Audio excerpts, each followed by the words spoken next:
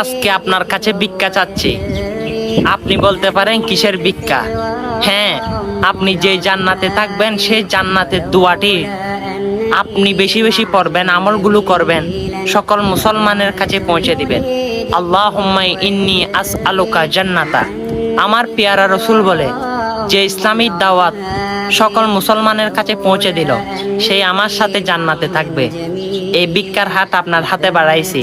অবশ্যই আমি চাই সকল মুসলমান ভাইয়েরা একসঙ্গে জান্নাতে থাকুক, কারণ আখেরি নবীর উম্মতের জন্য এই জান্নাত বাজেট করা হয়েছে। সেই জান্নাতে আপনিও থাকবেন, আপনার বন্ধুরাও থাকবে। আর ভিডিওটা শেয়ার করে তাদেরকে জান্নাতের দোয়াটি বেশি বেশি পড়ার জন্য আপনি শেয়ার করে দিবেন।